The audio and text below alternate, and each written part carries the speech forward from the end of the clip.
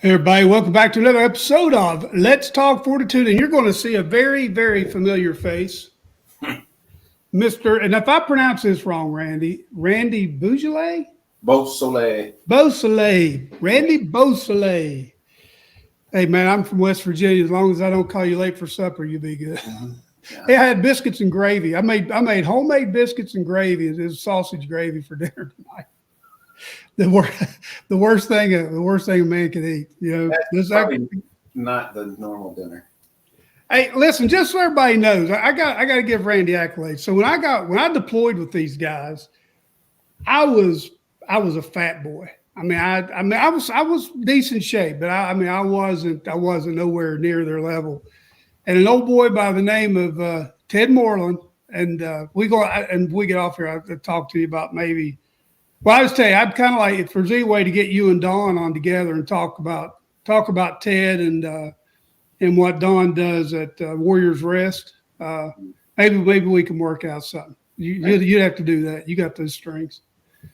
But Ted got a hold of me and helped me and worked with me. I mean, I became really good friends with Ted on that cruise too, and ended up losing a bunch. But along with Ted, Randy's the one that taught me how to eat at that time. That's the first thing I said to him when we met. When I got to his house, he's like, "Boy, no more." Oh my! Listen, I asked Randy to come back on. There's some current event things, and then the comments, everybody was kind of wanting Randy to come back, and he has a great sense of humor. And with what's going on with the crisis at the border, and there's watching YouTube. There's a number of former team guys, Green Berets, Force Recon guys who it's up in the air about tactical training, Second Amendment, who should carry. Tim Kennedy he's coming under scrutiny. Have you seen his stuff, comments that he's made? He was on John Lovell's show. And anyway, a lot of these guys are coming after Tim pretty hard right now for one of the stances he's having on the Second Amendment. But anyway, welcome back, Randy. Thanks for having me. Hey, first, before we get started, how's business going? Good. Real good. I have last 6 months I've taught myself advertising. I haven't I'm no expert at it, but it's mostly Facebook and Google ads, but that has made things a lot better, a lot smoother. So revenue's definitely gone up. So I still have a lot to learn, but it's been really good. So a lot better than this time last year. So everybody knows I've got this. What do y'all call this? This is a fishing shirt, but it's a hoodie. Yeah, and it's got a performance shirt. It's got a hoodie and an integrated buff or whatever you want. I guess if you're on the water and it's hot or cold or whatever, but it's all vented, everybody. This is quality stuff. And just so everybody knows, Randy didn't send me this. Hey, will you plug this? I paid for everything I've got on, the hat, the shirt, everything. Hey, this tightwad ain't gonna send me nothing. Why are you talking? No one rides for free. So anyway, look, it is the packaging and stuff that it came in, folks, was awesome as well. Their fishing rods are top notch, second to none. Go over to old18.com and support Lucky and Randy. They're veterans that have a tremendous business and they stand behind their products. And please, go support these guys. It's old18.com. And we're going to talk a little bit about Randy's book. We'll promote it for just a little bit, but it's also, you can get it. Is this still at Un-Wavered? Yeah, Un-Wavered, or you can get it through old18.com. I think it's still available on there. But just remember, man, we didn't write that book to sell millions of them. Those are like, if we go talk to high school or college kids, that's what we give them to kind of. It's a great book. Give them the basis for developing mental toughness. So you're not going to see it on Amazon or any of that stuff, but that wasn't the goal. The goal was just to have something that explained the basics of what we teach. So. Well, I mean, it goes through the mindset part of what it goes through and how even though you have a Top Gun pilot and you have a Navy SEAL, a lot of your mindset it's collaborative. It's, it meshes together. So, hey, couple of before we get started, I told Randy we had a couple of questions on from his comments from his first podcast that I thought I'd ask him. And one of them is, one of the guys, I can't remember who it was. Anyway, it said the comment was 6 years long. Where can folks find out how to beat anxiety? Well, there's a lot to unpack there, obviously. So my anxiety, I think, came from spending, 28 plus years in the same job, even though it's a high stress job, but I knew exactly day by day what was happening, what was going on, how much I was going to get paid. There were no questions, it was very consistent. So when you retire from the military, we don't typically retire with skills that translate easily over to the civilian world. So especially for SEALs, I mean, what are you going to do? You're going to be a cop, maybe something like that, which a lot of guys do. But for me, it was weird in that, the anxiety attack that I had didn't hit me until, it was 4 months, 6 months after I was getting ready to take a trip to the East Coast from Reno area, and it just hit me. I thought I was having a heart attack. It was really weird. So, I think number one, you got to think through what's going to happen, right? I just kind of retired the TAP class and all that stuff, the transition assistance program the Navy has. It's an okay program, but it by no means prepares you, let's call it mentally, for the change, right? So you're no longer deploying, you're no longer part of a group of people that understand you. You're now in the rest of the world, and for most military guys, you are not understood. So the VA, I did about 9 months of counseling with a VA counselor, and she was awesome. I had gone through 3 or 4 other folks, I guess you could say, and they were not good. And but I did eventually get one she was fantastic. So I think step one is, and you got to start preparing mentally well before you retire or you separate. Number one. Number two, if you've been any kind of high risk or high energy type job in the military, you need to find someone within the VA system, or at least, within the system near your house or whatever, that has counseled people. Everybody says, counseling has a stigma attached to it, but when you need help, man, you need help. So you need someone that can help you, and talk you through it. Because like I said, when you leave the military, especially the longer you're in, the more you know it and the more comfortable you are with it, and leaving it it's hard, man. It's really hard. So I didn't mentally prepare myself to leave. Even though I was kind of doing the same job as a GS, a government employee, it was just the whole leaving behind the people and everything that I know. You can't joke around with a civilian like you do with a military guy. You just can't do it. No. The normal stress relievers that you have with your friends in the military. My mom always told me, right, don't scare the normal people, right? And when you get out and you start acting like your normal military self, you're scaring the normal people, and they don't like it too much. But anxiety comes from the unknown. I think prepare yourself mentally. The military does a very poor job at preparing people prior to going into combat. Let's say while they're in combat, after they're out of combat, they do a really, really bad job of counseling people. But the leadership within the military also has a responsibility to counsel people, let's call it, and prepare them for what they're going to see, so they can make a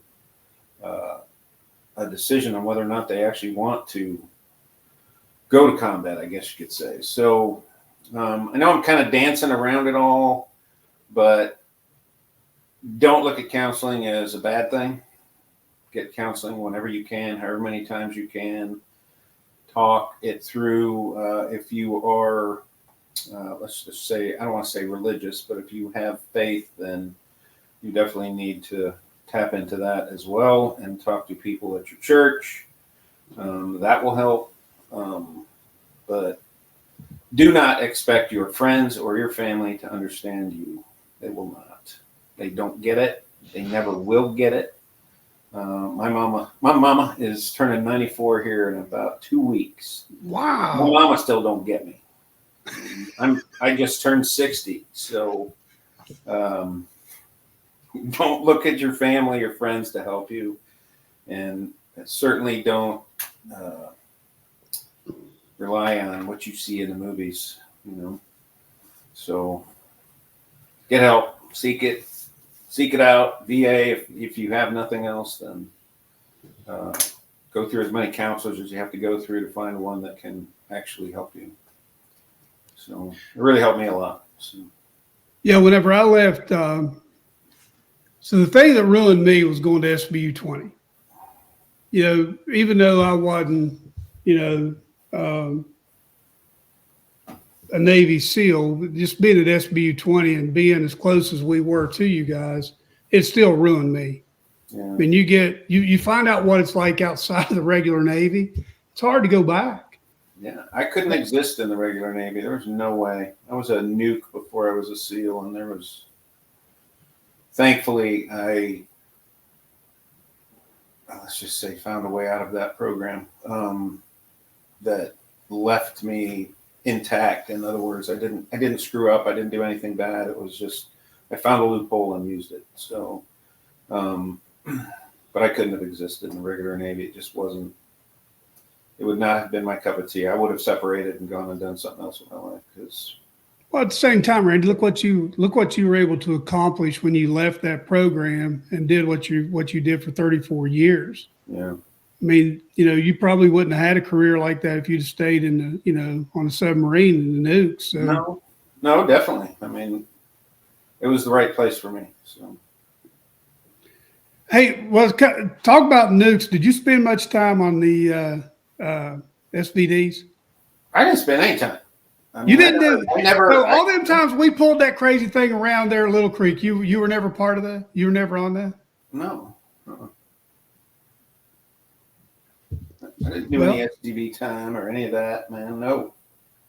Well, you were. I didn't do any time on subs as a nuke. I never made it to be drafted as a nuke.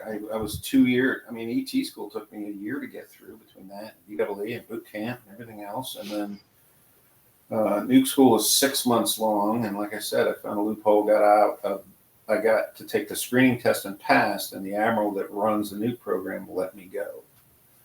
Not happily, I can say, but he let me go. So by the time I got to BUDS, man, I think I was in almost 2 years, and I was already in E5 because they had compressed the time and rates for nukes. So I had actually made E5. I think the day I got to BUDS and checked in, they pinned E5 on me. So I made rank really fast. It was weird, but good. So, Well,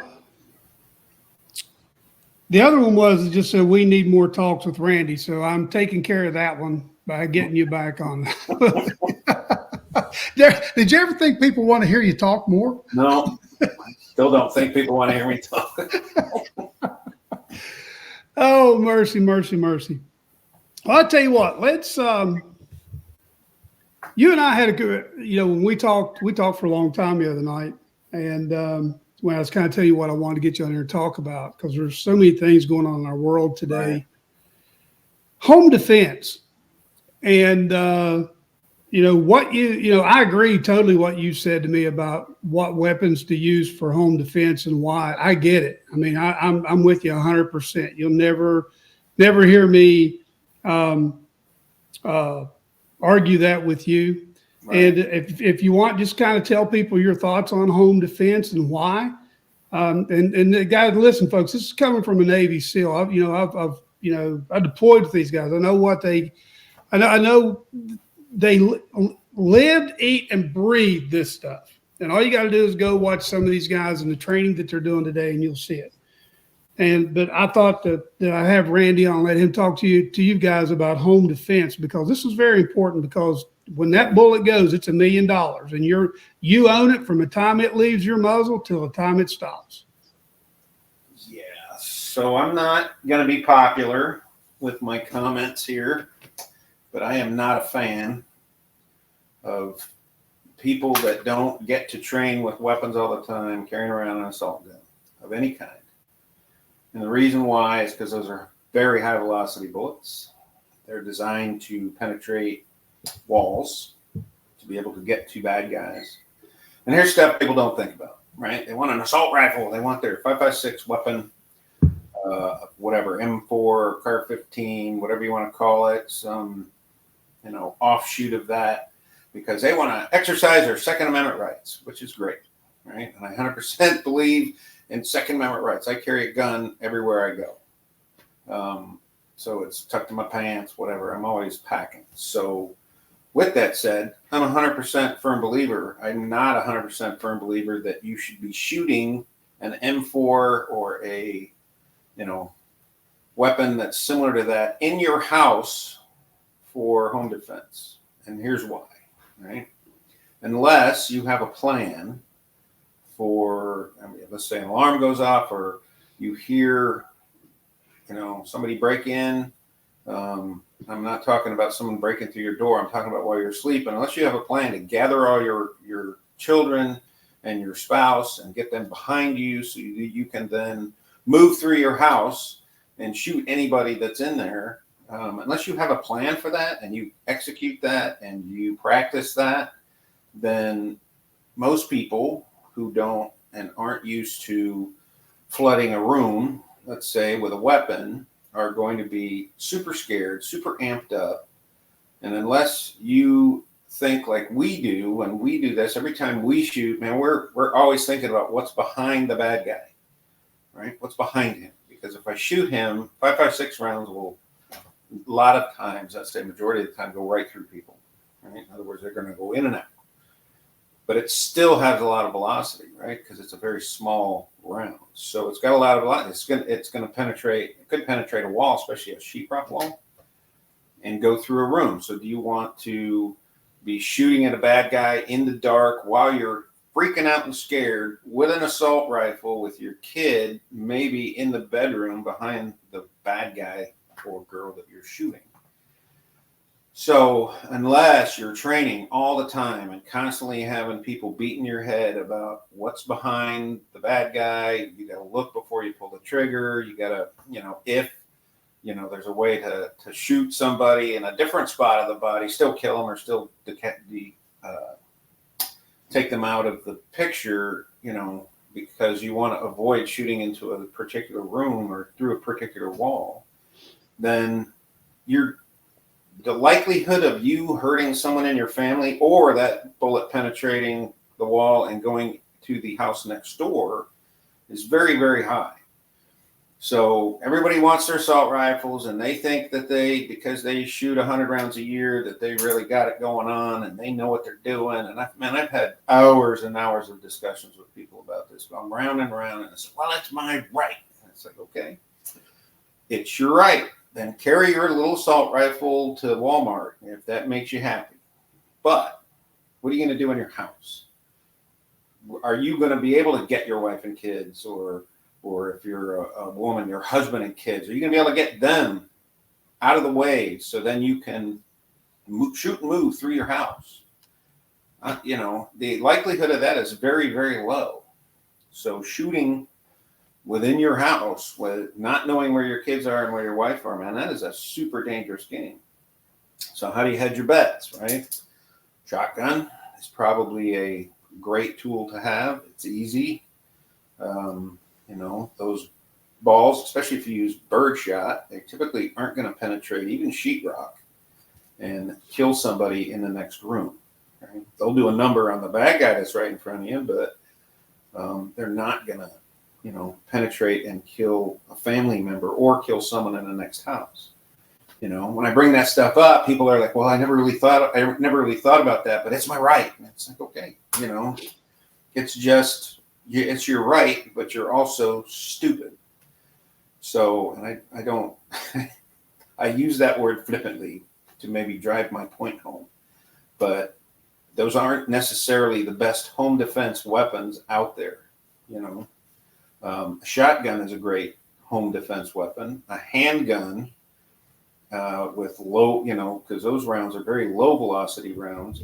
That's, especially a 9mm. Those are good weapons to have. You can mount flashlights on them real easy, so you can see that kind of thing. But the number one thing is, do you train, and do you train enough to know how to tell if the weapon's loaded in the dark, right?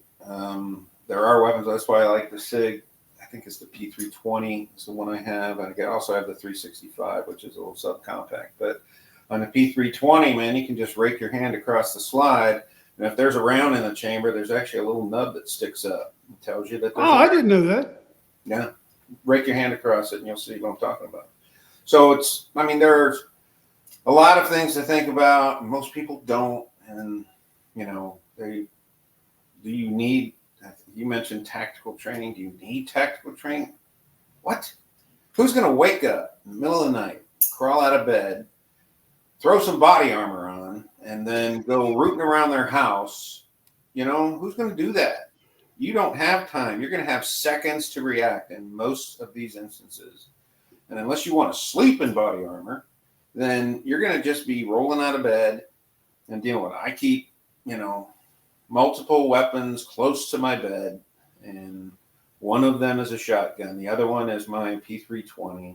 I also have knives. I have things around my house. So if I'm in any part of my house and need to react, I can do that. But I also have training for most of that. So do you need tactical training and those kind of things to be able to defend your family? No. How about this? How about have locks on all your windows and doors? How about have things on your doors that prevent people from kicking them in, right? Seeing criminals do that all the time, and they kind of stick their butt on the door and they kick backwards, and it's super easy to break a door down. But there's all sorts of different ways to keep your doors secure, that kind of thing. Getting in through windows is tough. Anybody ever had to climb through a window? That ain't easy. You can place things, inside and in front of the windows, so it makes it even harder to get in. You can, if you're going to have your windows half open or quarter open get a breeze, you should have a lock so it locks it and it can't be opened any further. And there's all sorts of stuff, but you and I talked about this, and it was really about, should people be using assault rifles for home defense? Well, in my case, I have an assault rifle, and it's scoped. In other words, I got a 4-power loophole on it, and I love that thing. It's amazing. It's a 4x1 actually. But I would use that to shoot at, let's just say, nefarious people. If they're coming on my property, and I know they're coming on my property, that's what that would be used for. Exactly. I don't break that thing out and go rooting around my house at night if I hear a noise. If I do get up, that's my P320, and that goes with me. It's got a flashlight on it. That thing's bright as all get out, and that goes with me. And I keep my house dark, except for one little night light for my dogs. But I keep my house dark, because unless the bad guys are coming in with nods, night vision goggles, then they're going to have a rough time navigating my house since they don't know it. And right. I have the upper hand. I don't need to see in my house to know what's going on, but I frequently have guests, and I have, kids, grandkids, stuff like that come over, and they're in the other side of the house. So, I may not take a shot because I know that, the bad guy is in the way, and I might jeopardize a family member. So, that may be where you get you know, handsy with them if you have to, or maybe a knife. I don't know. I don't have all the answers, but I know that few people have the money, the time, or whatever you want to say, to train enough to be tactical in their own house, you know. And I think it was my son I was talking to the other day, or somebody, and I don't know, maybe it was you. We were talking, and you know, people are being told to buy body armor. For what? Are you going to buy body armor? Unless you're going to buy body armor with plates and then train with them.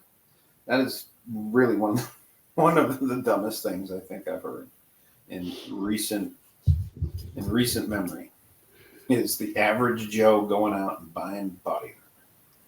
So, well, it's like Jason Pike. I don't know if you know Jason or not. He's a former Navy SEAL. But I tell you, he's where I'm wanting to go do some of my training out in San Antonio. And he said, you know, we didn't want to wear body armor whenever. He said it restricted us too much. So did you wear it a lot when you were? I was the last dude to put on body armor at Team 3. I hate body armor. I think it's a waste of time, energy, and money. Number one. That's a lot of weight on top of everything. everything. The only time that body armor, I think, is appropriate is in an urban environment, especially when we're busting into rooms and things like that, because you're going to be up close, personal, and the vast majority of bad guys are shooting 7x6 by 7.62 by 39, right? They're shooting AKs of some sort. So high velocity rounds. So you need plates. Body armor just isn't good enough. The body armor itself typically is good against some pistol rounds, but anything high velocity is going to penetrate it without a plate. So unless you're willing to spend a whole boatload of cash to get something that weighs less than 10 pounds with plates, which is tough to find something that light, you're going to be running around with 20 pounds of extra garbage. So no. I think for the majority of SEAL operations, body armor should not even be part of the equation. You cannot, you know, what are you going to do? Go crawling through the jungle with body armor on?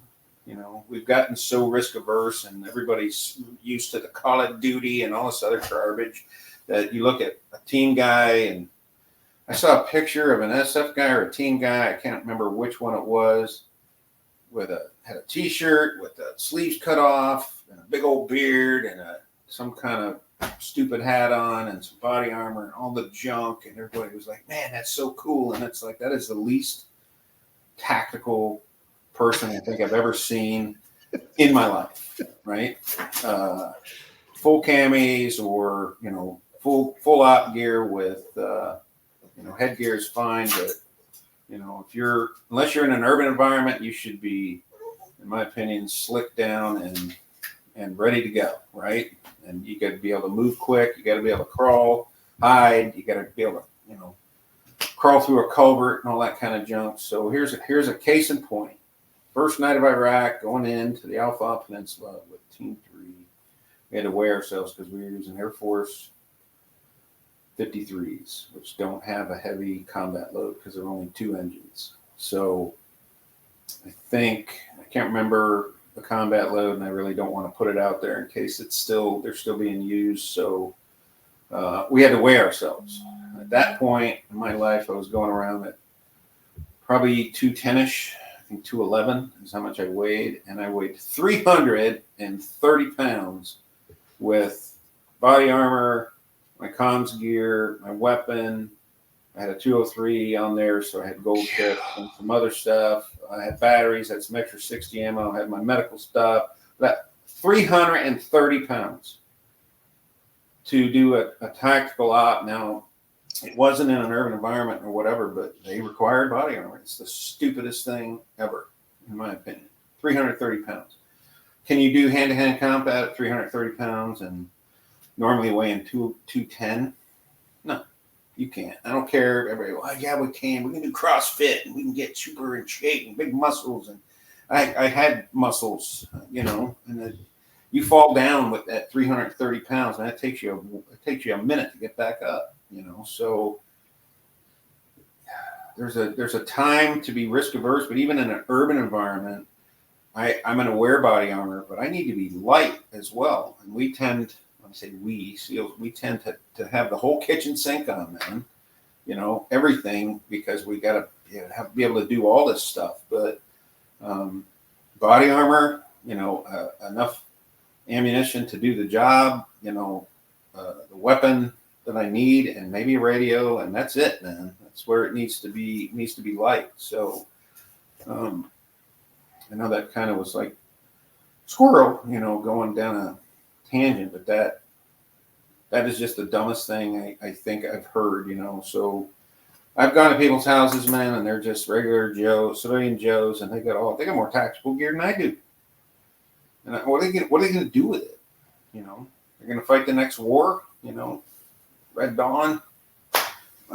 You're going to wake up and put on your combat boots and your body armor and everything else, and your nods with your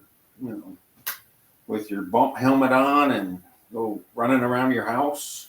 It just doesn't make any sense to me. So I know I'm ruffling some feathers, but by the time you get all that stuff on and you get moving, me naked in my house with my P320 and a flashlight, I'll have done more damage in the 30 seconds right after I've woken up than you will after spending 4 hours getting your combat gear. So anyway. Yeah. My thing is, that'll be unpopular, and I'm sure you get a lot of comments that I'm an idiot. I'm sure it'll break your heart. But it's not going to break my heart. No.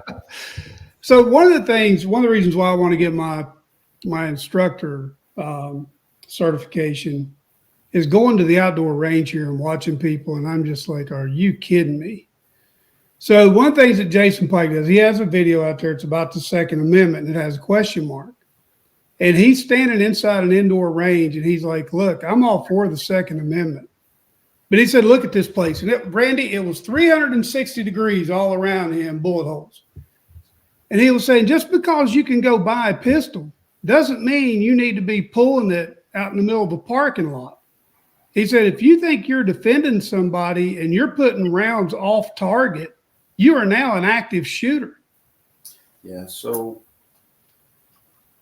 how many, I know when you guys at SBU, I'm sure you shot enough. I know for us, we go through thousands of rounds a day, each guy. I remember getting ready for Panama, and we called it CAS repping ourselves. We ran out of bullets. We ended up, just to get ready for Panama, we ended up with 15 guys. We shot 500,000, 500,000 rounds. 500,000 Wow. rounds. So divide that by 15, and that's what each guy shot. So, you're talking, and that's just a platoon getting ready for a, month-long operation. So imagine the number of rounds that you shoot as a tactical operator guy. And even then, so let's say when I took a year off, because now I'm going into a training role, so I'm not going to be back in a platoon, and I don't really get to go shooting all the time. I am no longer relevant as an operator until I can get back to the range and get comfortable and those kind of things. So, that's why I kind of default to. So here's the thing: we can't back off on the Second Amendment. We can't do it. Because if we do, we give anybody an inch on the Second Amendment, they're going to take everything. Exactly. I totally agree. You can't back off, but people then take that frame of mind and they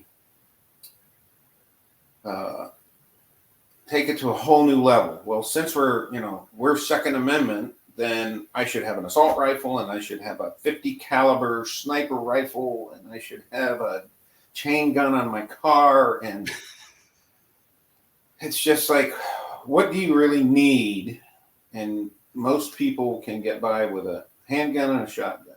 But if you're going to carry a handgun, you also have the responsibility to make sure that when you do shoot somebody, you're shooting somebody and your bullet is not going any farther than that person, and you don't take a shot, whether it's at a 7-Eleven or wherever else, trying to protect somebody or trying to protect a family, you don't take a shot if you are not sure that that shot is going to hit.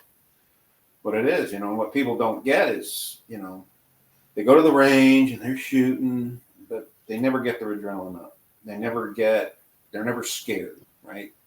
They're just do shooting at a target.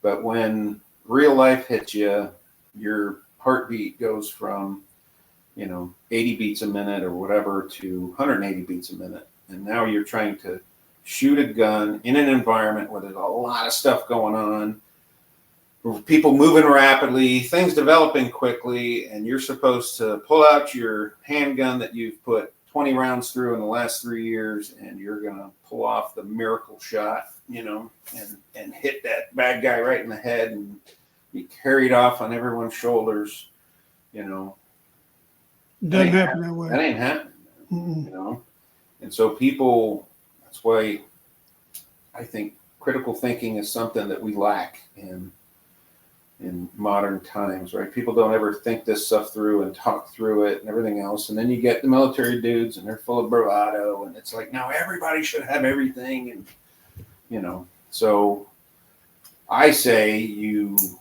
carry a shotgun and be happy, If you're going to go hunting, then hunting rifle. And that's the other thing, hunters, right? Hunters are out all the time. They're scoping out where they're going to hunt. They shoot, they zero their weapons, If you're a hunter, then use the weapon that you're used to, But on the flip side, hunters also have to think about where their bullet's going if it doesn't hit the deer or the bear or whatever they're shooting at, right? So the average person that's carrying a weapon, they don't think about those things. And I've watched some tactical training that, it's neat and all, but the person teaching it has no clue about all of the other things. That they're probably a great shot, and I've seen some guys that are just phenomenal shots, but you ask them a tactical question and they're like, what? So no, I applaud you. If you're going to go, get your instructor's license or whatever is required in your state, and you're going to go teach people, you have enough experience to do that. But, Well, my thing is, it's like there was a couple brought their daughter a couple of booths down from me at the range a couple of weeks ago. They brought her there, and standing at the table on a live range, they're with all the noise and all the the rounds going off, all the noise, everybody talking. They're trying to explain to her basic pistol safety and operation, and the anatomy of the pistol. And I'm like, this should have been done in your dining room before you ever got here. Yep. Dry fire, man. Here's another one, Randy. Dry fire a gun a million times, and it's not going to ruin that gun. So. Exactly. So then here was another one. This was about 3 or 4 weeks ago. So there was a bunch of people come in there. It was a large family, and dude, it like you said, it had the full arsenal. Anywhere from they were shooting slugs out of a barrel that was about 12 inches. I mean, it was like a bazooka going off next to you, or an RPG being fired. And so this woman, I don't know if it was his wife or his girlfriend, would come up there and would shoot it. Well, the recoil, get all giddy. Well, when their head turns, where does that gun go? And they're turning. I'm like, whoa, stop. I backed up into the grass, and until they set their stuff down, I wouldn't even shoot, man. I mean, I'm like, somebody needs to help these people. Need training. And that's my whole heart with the thing, is to try to offer training. People not tactical training, but basic pistol and basic firearm safety and operation, and how to shoot and be effectively when you shoot. I went with a group of non-SEAL military people to a range to do some shooting, and I made them follow just basic, simple rules, right? Slide back, weapons so we can see in the chamber, magazine laying down. When you're done shooting, again, slide back, mag out. It's laying so you can see if there's a round stuck in the barrel or something. And they just looked at me like I had a third eye in my forehead. They took it as an insult, and I'm like, we don't take it as an insult. We We do that all the time. I've almost been shot twice from guys dropping the mag out, but not jacking the bolt back on MP5s, submachine guns, and then playing with the safety, you know. And I mean, one round, like literally like an inch away from my big toe, you know, because he was messing around. And so I'm very strict when I run a range, and I go now with like civilian friends of mine, and I kind of stand back and observe before I even move forward and shoot. And I never shoot my gun if they're also shooting their gun, because I'm not gonna end up the victim of a AD, you know, because someone's not paying attention. And guys do that, man. They're embarrassed. Like they go to shooting with a Navy SEAL, and they shoot around, and it goes off into Neverland, and they slap their leg, and they turn around. They got their finger on the trigger. There's still bullets in the gun. There's bullets in the magazine, and they're turning around like, oh man, I'm not normally this bad. And it's like, you're a lot worse than you think. But I don't say that out loud because I don't want to hurt their little feelings. But you know, to get to the bottom of it, for the average person to be able to shoot a shotgun, it doesn't take a lot of training to be able to do that. So pretty easy and pretty, you know, a great way to defend yourself, because shotguns are scary. They're a lot scarier than a handgun or a rifle. But if you got the training, man, use it. If you don't, then you shouldn't be out there trying to protect your family with your, you know, your tactical gear on and your assault rifle just because you believe in the Second Amendment. So, you know what shot means more to me or tells me more when I go to the range than any other time I pull the trigger? The very first one, my cold bore shot. yeah. I mean, that's it. I mean, it's not like if you're going to get in a situation, hey, buddy, just stand there for a minute. Let me fire off a couple of rounds and make sure my red dot's where it's supposed to be. It doesn't happen that way. And two, when I go to the range, you watch these people, man, just pop, pop, pop, pop, pop, pop, pop, pop. And I'm like, and they're all over the place. It looks like they shot their target with a shotgun at 10 yards. And I'm like, but it's cool. It's cool. I'm exercising my Second Amendment rights. And that's cool. I'll pop off 2 rounds and I'll set my gun down and I'll turn and walk away. And I'll kind of pull myself together, go back, work on a thing, pop, pop, see where it's at, walk away. I want to make the most out of what I'm shooting. If I've only got 100 rounds to shoot at the range that day, I want to make those 100 rounds count. Yeah. I don't want to just, anybody can go to the range and just put, and it'll take me 2 or 3 hours to go shoot 100, 150 the other rounds. thing, if you're not going to be shooting a lot of rounds, then, you know, you definitely need to know that you can hit center mass on a person, and how far away you'll be or you can be to do that consistently. You know, if that's 5 yards or 15 feet, or is it, you know, is it 7 yards or 20 feet, you know, 21 feet, whatever. What is it? How far away, you know, can I be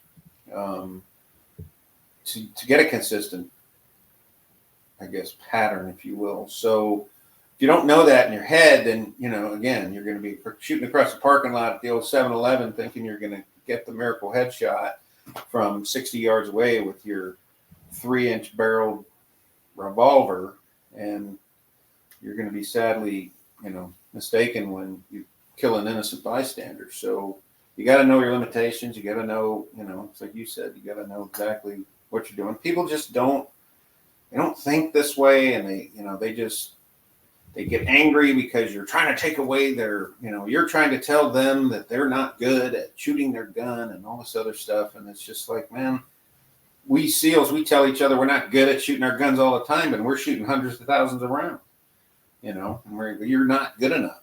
So you need to practice more. Here's more bullets, you know, and we don't take it personal and get all butthurt, you know. We're just like, yeah, I do need to practice more. It's been a while, you know. So anyway. I'll never forget the day you all took us out on the flight deck there on the Hermitage and set those targets up while we were out at sea for us to see where our M16s were back then. And I don't know if I could even, when I first started, I don't know if I was hitting the target or not. We finally got it, at least where I was putting, rounds on target. Yeah. But we spent some time at the range, but it wasn't nothing to compare with what you all did. Well, it's not a matter of comparison. I mean, our discussion is all about home defense, right? I mean, it has nothing to do with, even a Navy SEAL dude that hasn't been on the range in 5 years. He's no longer relevant. Now, granted, he's going to be able to pick up a gun and he's going to be better, instantaneously because of his extensive background with weapons. But you're not going to, when I go to the range, man, like you said, my first 10, 20, 30, 100 rounds they're not beautiful, right? It takes a while to get back in the swing of things. It's all about weapons handling and trigger pull. And, there's a lot. There's a lot goes into it. There's a lot more to it than just shooting a bullet, and all these brain surgeons that are out there, sticking their finger in there and doing the auto fire and all that stuff. And that kind of stuff's fun. You might want to do with your buddies, but it has no tactical relevance whatsoever unless you're trying to scare the neighbors, right? It doesn't take me long at the range to see if we go to war who I want to be with and who I don't. I got to stop my camera here for a second and close my door. So hold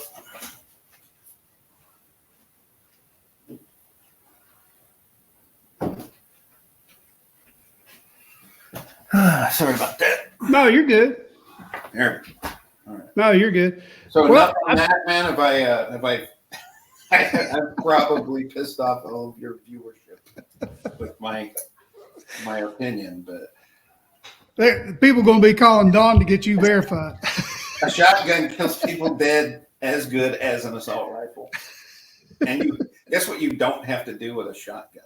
Aim. You don't have to practice. Yeah, you don't have to practice. Well, you got to aim, but you don't have to aim real well. Let's put it that way. Plus, it's scarier, right? Because it's louder. Hey, listen. So I had a guy on. He's a 30-year. He was 30 years on the LAPD. Retired, and he now runs Christian warrior training, and he helps security teams at churches to train. He's a great guy. And so in our conversation, I asked him if there was a scientific, and we've gone totally, well, I'll have to get you back on. They said more talk with Randy. So, hey, they're going to come back to see how bad you're going to piss them off about the next Probably. Let's talk about another amendment. So I asked him, I said, is there anything that's scientific or facts or training or information studies that show what happens to people if I shoot at an outdoor range, and I know what it's like in like a 6 or 7 bay indoor range, shooting a pistol and being on one side of that, Randy, and on the other side, somebody's shooting a 2.23 or just a 5.56, and it will rock your world inside. So my question to him was, because it's not like, okay, we got an active shooter, put your hearing protection on. That doesn't happen. It's loud. So my question to him was, what happens to the human mind or the body in that instance when that, is it shock?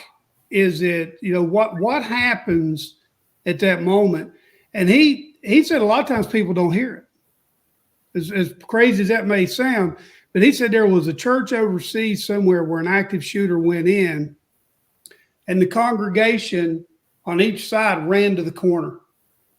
Every person in the congregation just ran straight to the corners, and he mowed them down on both sides. Mm-hmm. So, it's just things like that people don't. We have a security team. I'm not on it, but we have a security team at the church that I go to. And just so everybody knows, okay, if anybody watches this, I'm hot when I go to church. I'm sorry, it's a soft target, and I try to sit where I've got. No matter where I'm at. Yeah, unless it's illegal to carry a gun. So. Yeah, that's me. I don't carry where it's TSA or home. Homeland Security, Right. because I have to go to ports and stuff, so I have to make sure I don't have anything on me. Well, I tell you what, let's take. I don't want to keep you on. I'd rather cut it short and just have you come back. So what I would like to talk about real quick is you being in Houston, there in Texas. How has the border crisis affected you all there? Have you seen evidence of it, or I mean, has it been a problem for you all there? It's a problem for all of Texas, right? Number one, but I live in a town that's north of Houston by about center of Houston by about an hour and a half. So I am farther away from Houston than most people. So I'm not close to San Antonio. I'm not close to Dallas. Houston is the closest town, but so here's where the biggest impact has been that I know, and just talking to actually just customers of ours, but I think it was this morning. I'm at Home Depot, and it is nothing but trucks and people, and none of them spoke English. None of them. And they're all in there contracting it up, right? So I was talking to one of my customers who, his company does epoxy floors. And he's like, in the last 6 months, he's lost 85% of his business because the illegal immigrants are undercutting all of their bids by 75%. So they're charging 25% of what they normally charge. And the average, well, they're charging too much. No, they're not charging too much, right? But the contracting companies that are building homes and building hangars and building all the concrete and when they epoxy it and everything else, they want to make the most money. So they're hiring illegal immigrants to do the work because illegal immigrants don't have to pay for insurance. Legal immigrants don't have to, they can buy cheaper products. They don't have to pay workers' compensation. They don't have to pay taxes. They don't have to pay anything because they're getting paid in cash. And so the normal business practices that the average Texan has to do or has to follow adds to their overhead. And so the contracting companies are using illegal methods to undercut the other contractors so they can make more money on the same house or building or whatever they're making. And, that's pretty sad. So how does that impact a fishing rod guy? Well, when, customers lose 85% of their business, their income goes down. The first thing that goes are hobbies and other things, right? Because they would need to buy food and the essentials, right? So it impacts everybody.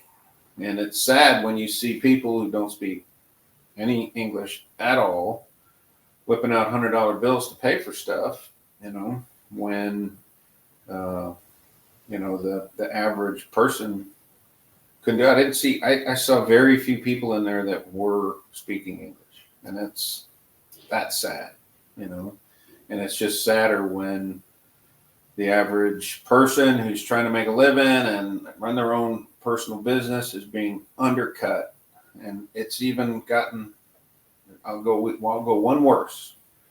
And that is the illegal immigrants that were here before let's just call it the flood of the last 2 years, when they start complaining that their own kind are undercutting them and their current businesses, lawn businesses and other things by, like I said, by 75%. That's actually comical because it's like, I'm losing business because these guys are showing up and they're doing it for pennies, and I don't know, man. So yeah, does it affect us? Absolutely. Is it going to affect everybody? Yep. You can't let 6-8 million people in the country and not have it affect, the ability for people who are here legally to do and to do commerce, to do business. So it's sad, Yeah. On top of that, we don't know we don't know who else has infiltrated our borders.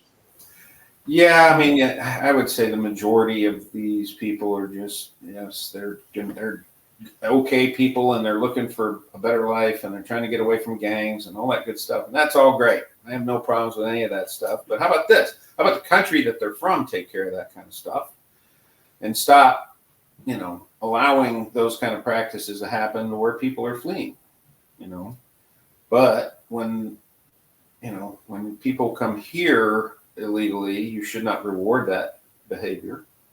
I will be thrilled, I think, that Texas voted to make it illegal to hire anyone that isn't a citizen without the correct paperwork.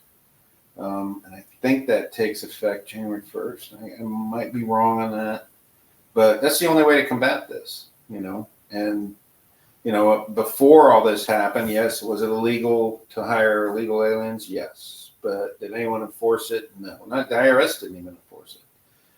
When someone showed up and said, hey, I want to work, and they had a social security number and it didn't match the name, the Social Security Administration didn't come knocking on, that person's door.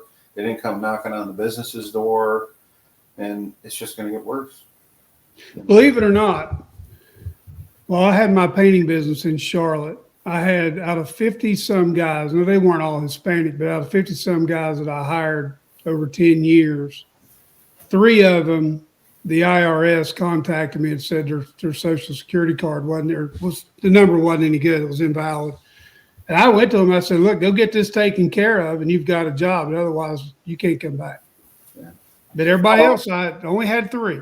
Employers need to do that, but they won't, because everybody's trying to make a buck, So it's what's worse, So when I was talking to the guy who does the epoxy floors, I didn't have the forethought to ask him, have you hired illegal aliens? Because if you have, then you're part of the problem, right? You're the reason why the 6, 7, however many, 8 million people are here, because they know people are going to hire them anyway, even if they don't speak English, which last time I checked, our national language was English. So, with that said, without trying to sound like a jerk, and I'm not trying to downplay the importance of people having a safe environment to live in and all that good stuff, and that's great, but it is going to be at great cost to this country. Great cost, not only security-wise, because there are real nefarious people coming across the border, but just financially, as people lose their jobs because they're being undercut, then it's going to have impacts that, where people voted for the people that allowed this to happen, they should change their votes next time, hopefully, but until it actually impacts them, they're not going to do it. Hey, have you had, on this very subject, I've watched one of your good friends, you were on his brother's podcast just not too long ago. Have you had a chance to talk to Morgan at all about his frustrations and struggles in Washington? No, I'm actually, he's been working on a lot of the veterans, veterans benefits and those kind of things. I think he's done a really good job at making the whole veteran experience with the VA a much better one. I've been kind of watching his votes. He's kind of voting the way I think, his constituents would want him to vote on certain bills and those kind of things. So, as far as what I can see, but I'm not I can honestly say I don't spend, time every day trying to follow politicians and what they're doing and those kind of things. So yeah, I didn't know if you'd had a chance. I have not had, since he has been elected, I have not had any kind of deep conversations with him about anything. I just happened to come. Go ahead, sir. I just happened to come across a couple of YouTube videos where, those committee meetings were up there, and I was watching him drill down on some of those guys, and I was impressed. I mean, I thought he did great I'll be thrilled if he does just one thing, and that is listen to the people that he represents and vote the way they want him to vote. Right. he does those things, he actually represents the people, I'll be thrilled. But, is he your district? Yeah. That's what I thought. Because you guys aren't. There are other politicians that I know.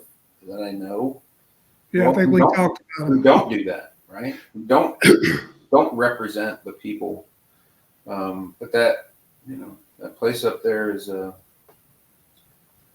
a pool of affluent. Let's just call it that, right? It's just, there's so much corruption up there that, it's tough, I think, for most politicians to stay clean, and they need to watch themselves all the time and make sure that they don't ever let anyone get any leverage on them, So that's my opinion. But man, we've been on here an hour. Hey, before I will get you back on here, I promise.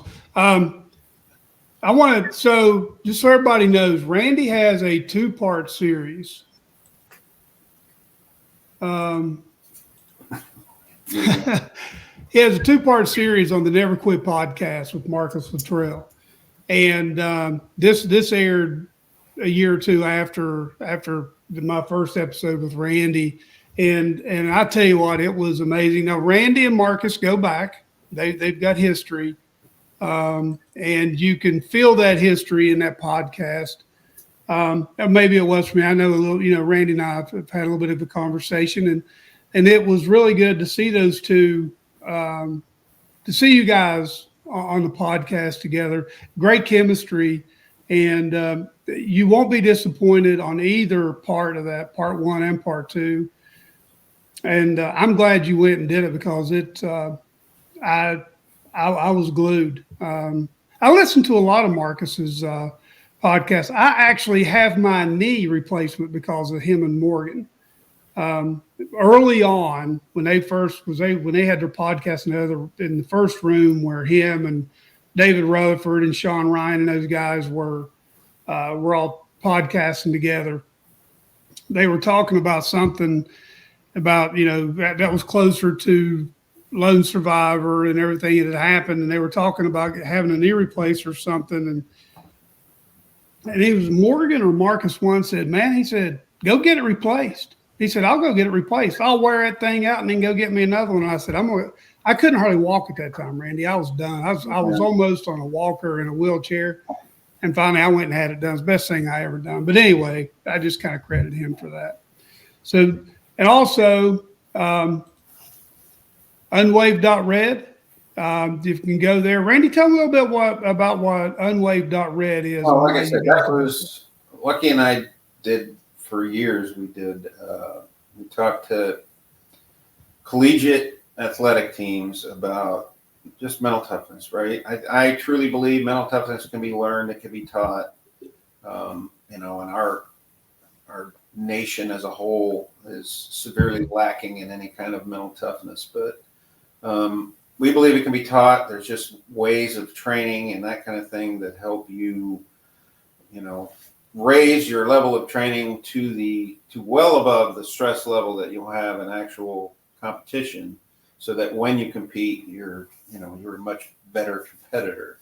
So Un-Wavered or Un-Wavered, that's that. When we kept doing these 5-day seminars, if you will, for the college teams, and it's a lot, because when you start talking about our kind of not our backgrounds or anything, but you start talking about the basic principles,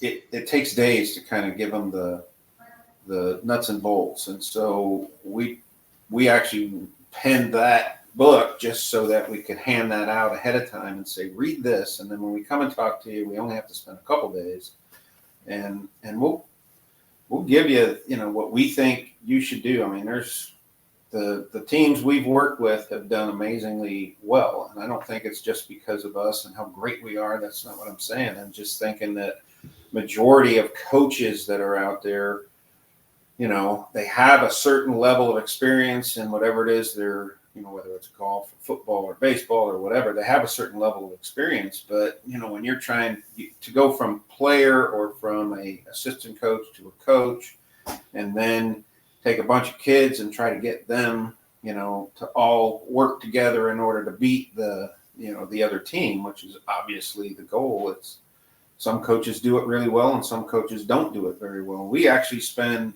as much or more time with the coaches than we do with the kids. So Un-Wavered is the name of that book. And like I said, we're not selling it on Amazon or anything like that. It's just through the website. And it's just the basics of, hey, here are some things that you can do to, train yourself to be better equipped to compete, right? So it's all about competition. Notice there's no trident on there or any of that stuff. We actually sent that book to the Navy and said, hey, can you read this? Make sure there's nothing in here that shouldn't be in here.